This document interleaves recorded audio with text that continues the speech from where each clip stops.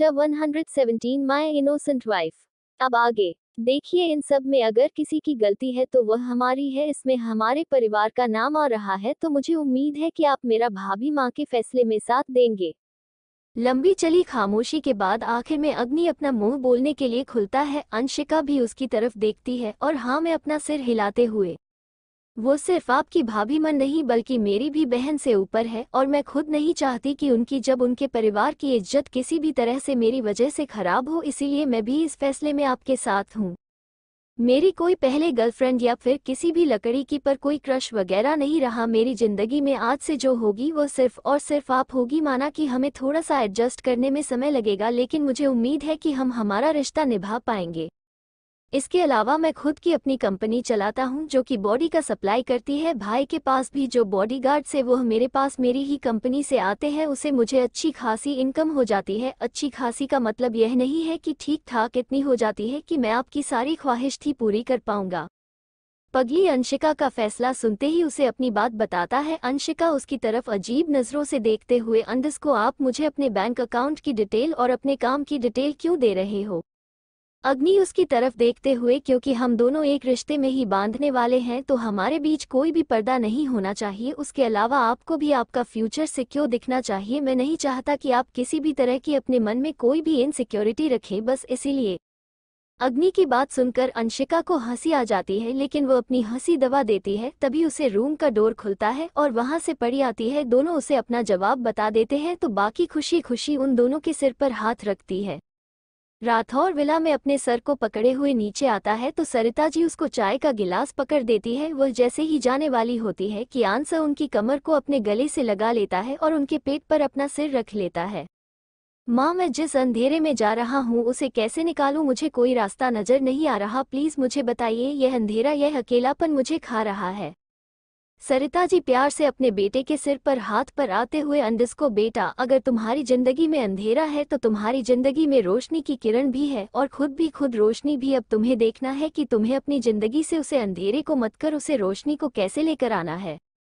मैं तो चाहता हूँ माँ कि सब कुछ ठीक करता हूँ, लेकिन ना तो वक्त मुझे सब कुछ सही करने दे रहा है और ना ही हालत। मुझे समझ नहीं आ रहा कि आखिर मैं करूँ तो करूँ क्या।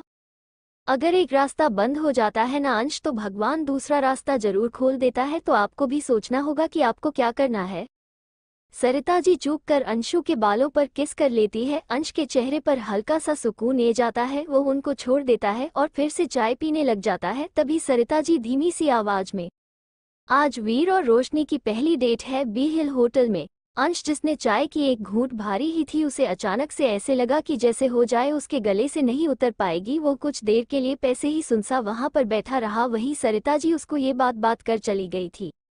रोशनी से, आप सही नहीं कर रही, माना कि हमारी गलती है, आप हमेशा साथ दीजिए, लेकिन इस तरह से चुपचाप से आपने तो हमारी जिंदगी से जाने का ही फैसला कर लिया है। ये तो अच्छी बात नहीं है ना। प्लीज हमें कुछ ना कुछ तो कहिए, हमें मारिए, हमें पीती है, लेकिन इस तरह से हमसे मुंह मत बोलिए। अंश की आंखों में आंसू आ जाते हैं। वो अपने मन में चल रही गुलशन को हटाता है और जल्दी से अपने रूम में फ्रेश होकर वहां से निकल पड़ता है। सरिता जी भी मैसेज पास कर देती है कि अंश भी डेट में आ रहा है। बी हिल होटल। वीर अपनी रॉयल्स कार में से बाहर उतरता है और एक जेंटलमैन की तरह रोशनी की तरफ जाकर उसका गेट खोलना है और फिर अपना हाथ अदब के साथ बढ़ाकर उसे ऑफर करता है। रोशनी हल्की सी मुस्कुराहट के साथ उसके हाथ को हल्के से पकड़ लेती है और बाहर आ जाती है। अंश, जो कि वहां पर बैठकर सिगरेट पीते हुए ये सब कुछ देख रहा था, उसकी मुट्ठी कांप जाती है। वो जोर से हॉर्न बजा देता है, लेकिन वीर रोशनी को उसे तरफ देखने नहीं देता। वो उसका हाथ पकड़े हुए ही होटल के अंदर आता है, जिसे देखकर अंश का दिमाग अब खाली हो रहा था। मेरी प्यारी बहना, ज्यादा इमोशनल होने की जरूरत नहीं है। अगर तुमने कोई गलती करी ना तो पड़ी पक्का मेरी जान ले लेगी, इसीलिए अपने इस भाई के साथ कोऑपरेट करो, वरना जा तो तुम्हारा ये पागल पति, क्या तुम्हारी प्यारी नंद, दोनों में से मैं तो किसी की एक्ट के हाथ की बलि चढ़ ही जाऊंगा। धीरे धीरे से रोशनी के कान में कहता है। रोशनी को उसकी बात सुनकर हंसी आ जाती है, लेकिन उनकी इस चीज को किसी और तरीके से ले लेता है। वो गुस्से में फिर से अपनी मुट्ठी कर लेता है और शोर से अपनी बाइक पर मुक्का मारता है, जिससे बेचारी का हैंडल ही टूट जाता है। इधर वीर यह सब कुछ देखकर और ज्यादा डर जाता है। वह फिर से बड़बड़ाते हुए, भगवान, इस पर मैंने पंगा ले लिया, अगली बार नहीं लूंगा, बस इस पर बचा लेना। आपको तो पता ही है ना, मेरी एक प्यारी सी बेटी है जो मुझे बहुत प्यार करती है, तो मेरे लिए नहीं तो कम से कम उसके लिए मुझे बचा लेना। रोशनी को फिर से हंसी आ जाती है तो भी यह इस बार हल्के से उसके सिर पर तकलीफ मारते हुए, तुमको तो हंसना है, हंस लो तुम भी, तुम्हारा क्या जाएगा पीछे, तुम्हारा जो पागल पति है ना, जिस तरह से हरकतें कर रहा है, मुझे ऐसा लग रहा है कि थोड़ी देर में उसे हैंडल की जगह मेरा सर होगा और वह मेरा सिर तोड़ देगा। रोशनी प्यारा सा पूछ कर लेती है और अपने सर को सहलाते हुए, देखिए अभी तक तो मैं ऐसी वैसी हरकत नहीं की, तो सोचिए उनका इतना गुस्सा आ रहा है, अगर मैं थोड़ा और आपके करीब आई ना तो सोच लीजिए मेरा पागल पति आपका क्या हाल करेगा, तो इसीलिए मुझे परवोक मत कीजिए। नहीं नहीं मेरी प्यारी बहना, तू तो गुस्सा ही मान गई। अरे कौन बहन ऐसी होती है जो अपने ही पति से अपने झूठ मूठ के प्रेमी कम असर के भाई को पटवाती है। फिर हो खुद ही डिस्कस द फेस बनाते हुए, ये तो रिश्ता भी सुनने में कितना अजीब लगता है, क्या इस पाखी नाम की बाल को कोई और चीज नहीं मिली थी जो इसने मुझे तुम्हारा प्रेमी बना दिया, मुझे तो सोचकर ही अजीब सा लगता है। क्या प्यार सिर्फ वही हो सकता है, एक भाई अपनी बहन से प्यार नहीं कर सकता क्या? क्या प्यार सिर्फ वही हो सकता है, एक भाई अपनी बहन से प्यार नहीं कर सकता क्या? वीर रुक जाता है और उसकी तरफ ध्यान से देखा है, फिर वह आगे बढ़कर उसके माथे को चूम लेता है और उसके सर को सहलाते हुए, एक भाई का प्यार अपनी बहन के लिए इस दुनिया में सबसे ज्यादा अटूट चीज होती है, जो किसी भी चीज से ना तो नापी जाती है और ना ही तोली जाती है, इसीलिए आपको कुछ भी ऐसा वैसा सोचने की जरूरत नहीं है, अब तो जो होगी देखी जाएगी। रोशनी फिर से मुस्कुरा देती है, दोनों टेबल पर आ जाते हैं तो वीर उसके लिए चेयर पुल करता है, जिस पर रोशनी बैठ जाती है, उसके सामने वाली चेयर पर बैठ जाता है और दोनों बातें करते हुए खाना ऑर्डर कर देते हैं। वही अंश खुद में ही चले जा रहा था, उसने खुद को हालांकि उनसे बिल्कुल छुपाने की कोशिश नहीं की थी, वह बिल्कुल उनके सामने बैठा हुआ था, जिस वजह से वीर को उसकी एक एक हरकत दिखाई दे रही थी, उसका चेहरा देखकर ही वह बता सकता था कि वह किसी भी वक्त फटने को तैयार है, लेकिन वह हिम्मत कर वहीं पर बैठा हुआ था। वो दोनों अभी हंसते मुस्कुराते हुए बातें कर ही रहे थे कि तभी अचानक वीर को एक अचानक पहचाना सा एहसास होता है, वह इधर उधर अपनी आंखों को टटोलत हुए देखा है तो उसकी नजर एक शख्स पर जाकर रुक जाती है, जिसको देखकर उसके चेहरे पर सुकून आ जाता है, लेकिन जल्द ही वो सुकून चला जाता है और उसके चेहरे पर एक गुस्सा आ जाता है, वह अपने हाथ की मुट्ठी बनाए हुए सामने वाले शख्स को देख रहा था। तो कौन है शख्स जिसे देखकर वीर को गुस्सा आ गया, और क्या करेगा अंश अपनी रोशनी और अपनी बच्चों को पाने के लिए? वीर की नजर जैसे ही सामने वाले शख्स पर बढ़ती है तो उसको गुस्सा आ जाता है, वह अपने हाथ की मुट्ठी कैसे उसे शख्स की ओर देखता है, जो कोई और नहीं बल्कि नंदिनी थी, जिसके साथ एक और लड़का था, जिसके साथ वह हंस हंस कर बातें कर रही थी, और वीर को न जाने क्यों ये सब कुछ बिल्कुल भी पसंद नहीं आया। नंदिनी और वो लड़का बिल्कुल उनके सामने वाले टेबल पर बैठ चुके थे। वो लड़का बार बार किसी न किसी बात पर नंदिनी को छू रहा था, और कमल की बात ये थी कि नंदिनी को भी उससे कोई फर्क नहीं पड़ रहा था। अब ये सब वीर की बर्दाश्त से बाहर हो जाता है। वीर अपने टेबल से उठता है और सीधा नंदिनी के टेबल के पास जाकर उसका हाथ पकड़ लेता है। नंदिनी उसकी तरफ देखती है और हैरानी और सरप्राइज के साथ, अरे वीर तुम यहाँ पर क्या कर रहे हो? मुझे नहीं पता था कि तुम्हें भी लेट नाइट पार्टी का शौक है। खैर छोड़ो, मैं भी यहाँ एंजॉय ही करनी आई हूँ, तुम भी एंजॉय करो, इससे मिलो, ये है मेरा। लेकिन आगे की बात वो पूरी नहीं कर पाती, क्योंकि वीर उससे पहले ही उसका हाथ इतने कसकर पकड़कर खींचता है कि नंदिनी एक ही छत के साथ अपनी चेयर से खड़ी होकर सीधा वीर के सीने से लगती है। ये देखकर उसके साथ वाला लड़का गुस्से में वीर की तरफ अपनी उंगली उठाते हुए, लेकिन आगे की बात वो पूरी नहीं कर पाती, क्योंकि वीर उससे पहले ही उसका हाथ इतने कसकर पकड़कर खींचता है कि नंदिनी एक ही छत के साथ अपनी चेयर से खड़ी होकर सीधा वीर के सीने से लगती है। ये देखकर उसके साथ वाला लड़का गुस्से में वीर की तरफ अपनी उंगली उठाते हुए, यह क्या बदतमीजी है? मैं ये बदतमीजी बिल्कुल बर्दाश्त नहीं करूंगा। तुम इसको इस तरह से नहीं उठा सकते और ना ही इस तरह से बिहेव कर सकते हो। यह क्या बदतमीजी है? मैं ये बदतमीजी बिल्कुल बर्दाश्त नहीं करूंगा। तुम इसको इस तरह से नहीं उठा सकते और ना ही इस तरह से बिहेव कर सकते हो। वीर उसके हाथ को कस के अपने हाथ से पकड़ लेता है और उसकी कलाई को पूरी ताकत के साथ मरोड़ते हुए, मैं इसे जिस लहजे में बात करना चाहूँ कर सकता हूँ, तुम कोई नहीं हो हम दोनों के बीच में बोलने वाले, इसीलिए अपने हाथ और अपनी जुबान को संभाल कर रखो, वरना दोनों को तोड़ना आता है मुझे। ये बोलकर वह नंदिनी को फिर से अपने हाथों में थमता है और वहां से जबरदस्ती ले आता है। वही अंश ये सब कुछ एक टेबल पर बैठकर देख रहा था, वह भी उसके जाने के बाद सीधा रोशनी के पास आ जाता है और उसका हाथ पकड़कर उसको खड़ा कर लेता है। रोशनी उसकी तरफ हैरानी से देखते हुए, आप इस तरह से मेरा हाथ नहीं पकड़ सकते, ये गलत है।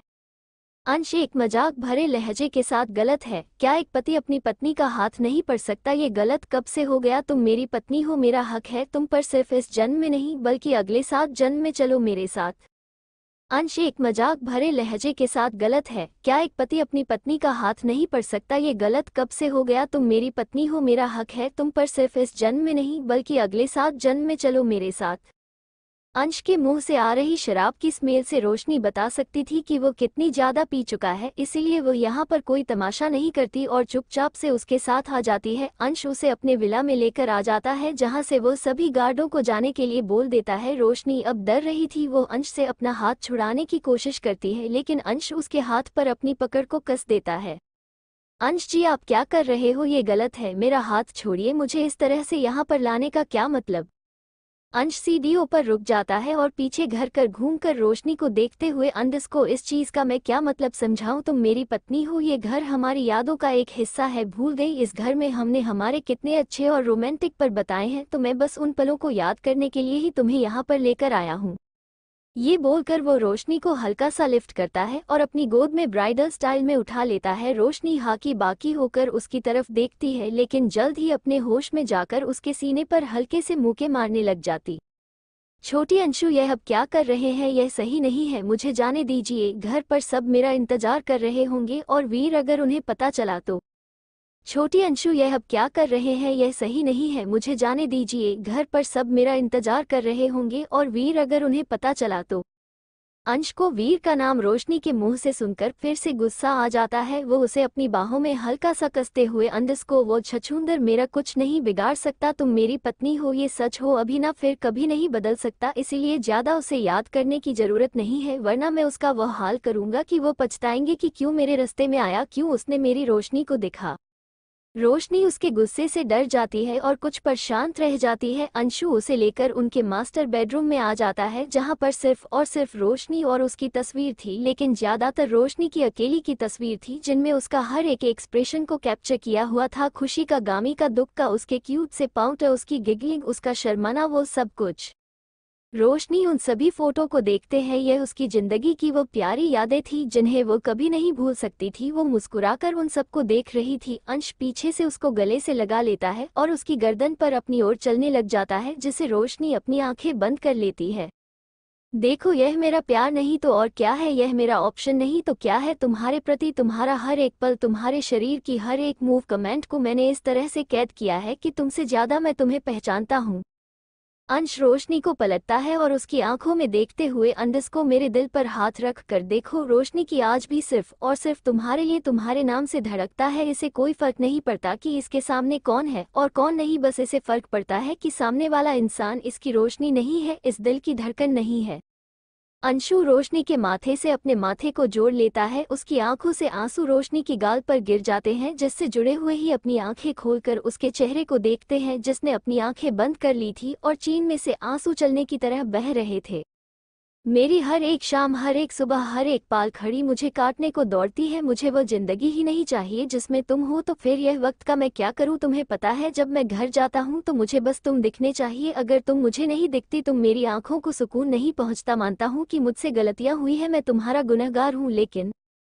अंश अपनी आंखें खोल लेता है और उसके दोनों हाथों को पकड़कर उसके सामने घुटनों के बल बैठ जाता है और अपना सिर झुकाते हुए, तुम चाहो तो मुझे सजा दे दो, जितनी बड़ी सजा दोगी, मैं कोई भी शिकायत, कोई भी शिकवा नहीं रखूंगा, लेकिन प्लीज मुझे इस तरह से दूर मत हो। मैं तुम्हारे बिना जिंदा नहीं रह सकता, ना तुम्हारे बिना, ना तुम्हारे बच्चे के बिना। अगर तुम मेरा दिल हो तो वह मेरे दिल की धड़कन, अगर तुम मेरी जीने की वजह हो तो वह मेरी सांस लेने की वजह। मैं नहीं देख सकता रोशनी तुम्हें किसी और के साथ, इस तरह से मैं जीते जी मर जाऊंगा, और अगर तुम्हें मुझे मारना ही है तो अपने हाथों से एक बार ही मार दो, लेकिन इस तरह से मेरे मन में इनसिक्योरिटी डालकर मत मारो, मुझे ये सहन नहीं होगा। मैं तुमसे बहुत प्यार करता हूँ, इतना कि अगर तुम अभी बोलोगी तो मैं तुम्हें अपनी जान दे दूंगा, लेकिन तुम्हें किसी और को देने के बारे में मैं सोच भी नहीं सकता। अंश बच्चों की तरह जोर जोर से रोने लग जाता है, आंखों से निकला एक एक आंसू उसकी सच्चाई बयां कर रहा था कि वो उसके मन में उसके प्रति कितनी ज्यादा तड़प है, वो कितना तरस है अपने परिवार के लिए। रोशनी को ये सब कुछ महसूस हो रहा था, भले ही अंश ने कितनी बड़ी गलती की हो, लेकिन और रोशनी का दिल उसे अब और इजाजत नहीं दे रहा अपने प्यार को इस तरह से पछतावे की आग में जलते, और खुद के लिए किराना देखकर रोशनी का दिल फिर से पिघल जाता है। वो नीचे छुपा कर बैठी है और उसको अपने गले से लगा लेती है, अंश में कसकर उसे अपने गले से लगा लेता है। रोशनी उसके बालों में हाथ फेरने लगती है तो अंश फिर से हिम्मत कर कर प्लीज मुझसे दूर मत जाना रोशनी, तुम मेरे जीने की आखिरी उम्मीद हो, अगर तुम चली गई ना तो मैं खुद को कभी माफ नहीं कर पाऊंगा और ना ही इस जिंदगी में मैं जी पाऊंगा, इसलिए प्लीज मुझे छोड़कर मत जाना, मेरा तुम्हारे सिवा और कोई नहीं है। रोशनी की आंखों से रुके हुए आंसू भी बहाने लग जाते हैं। दोनों एक दूसरे को ऐसे ही पड़े हुए काफी देर तक रोते रहते हैं। वहीं दूसरी तरफ इस क्लब की छत पर वीर उसे लेकर छत पर आ जाता है। नंदिनी पूरे रास्ते उसे अपने हाथों को छुड़ाने की कोशिश कर रही थी, लेकिन वीर के गुस्से के आगे सब बेकार था।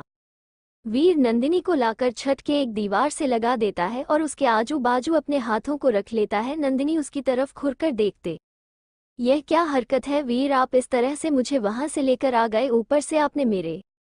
लेकिन आगे के शब्द फिर से नंदिनी के मुंह में ही रह जाते हैं, क्योंकि वीर के होठों ने उसके होठों को सी दिया था, उन्हें बोलते हुए चुप करवा दिया था। वीर से बर्दाश्त ही नहीं हो रहा था। जब जब नंदिनी उसे लड़के को अपना बोल रही थी, उसका मन में इस तरह की हजार सुइयां चुप रही थी कि जैसे उसका दिल अभी भरा जाएगा। वह नंदिनी को किसी और के साथ नहीं देख पा रहा था, क्यों यह उसे भी नहीं पता, लेकिन उसका दिल अब उसके असर से बाहर था। उसे अगर कुछ चाहिए था तो वह नंदिनी थी, नंदिनी के बिना उसे कुछ नहीं चाहिए था। उसका दिल रो रहा था, चिल्ला रहा था, लेकिन वह नंदिनी को खुद से अलग नहीं करना चाहता था। वीर नंदिनी के होठों से अपने होठों को अलग करता है और उसकी आंखों में देखते हुए, मेरा दिल बहुत ज्यादा दर्द कर रहा है नंदिनी, मैं तुम्हें ऐसे किसी और के साथ नहीं देख सकता। मुझे नहीं पता मैं अपनी भावनाओं को क्या नाम दूं, लेकिन बस मुझे इतना पता है कि मेरे दिल ने तुम ही चुन लिया है। अगर मुझे तुम किसी और के साथ देखी तो मेरा दिल काम करना बंद कर सकता है। नंदिनी हैरानी से उसकी तरफ देखती है, तो फिर से आगे बढ़कर उसके होठों को अपने होठों से छू लेता है और उसके माथे से अपने माथे को छोड़ते हुए, मेरी जिंदगी का एक सच है, मैं पहले एक लड़की से प्यार करता था जिसका नाम माया है। हम दोनों अपनी मैरिड लाइफ से बहुत खुश थे, जिसकी बदौलत हमारी जिंदगी में जानू आई, लेकिन भगवान को हमारी खुशियां मंजूर नहीं थी। जैसे ही जानवी ने जन्म लिया, उसके थोड़ी देर बाद ही माया मुझे छोड़कर चली गई। उसके बाद मैं खुद के दिल के दरवाजे बंद कर दिए थे, लेकिन न जाने अचानक से तुम कहां से आ गई। तुमने न सिर्फ मेरे दिल के दरवाजे को खड़काया, बल्कि उसकी पूरी तरह से तोड़ दिया और अपना बना लिया। अब मैं इस दिल का क्या करूं। तुमसे कुछ ही पलों की मुलाकात में इसे तुम्हारे साथ लड़ने की आदत हो गई, तुम्हारे साथ बहस करने की आदत हो गई। मेरी जिंदगी का एक सच है, मैं पहले एक लड़की से प्यार करता था जिसका नाम माया है। हम दोनों अपनी मैरिड लाइफ से बहुत खुश थे, जिसकी बदौलत हमारी जिंदगी में जानू आई, लेकिन भगवान को हमारी खुशियां मंजूर नहीं थी। जैसे ही जानवी ने जन्म लिया, उसके थोड़ी देर बाद ही माया मुझे छोड़कर चली गई। उसके बाद मैं खुद के दिल के दरवाजे बंद कर दिए थे। क्या बताओ, अब तुम पूरी जिंदगी मेरे साथ बहस कर पाओगी? मैं जैसे बेकल बेसमझ इंसान के साथ अपनी जिंदगी बता पाओगी? तो क्या होगा नंदिनी जवाब, क्या वह अपना पाएगी वीर को, और क्या रोशनी माफ कर देगी अंश को? चाहेंगे हमारे कल के चैप्टर में? कल का चैप्टर रोमांटिक होगा। मुझे पता है कि आप रणविजय और हमारी पाखी के रोमांस को मिस कर रहे हैं, तो उनका रोमांस भी आगे के 3-4 एपिसोड में दिखाया जाएगा।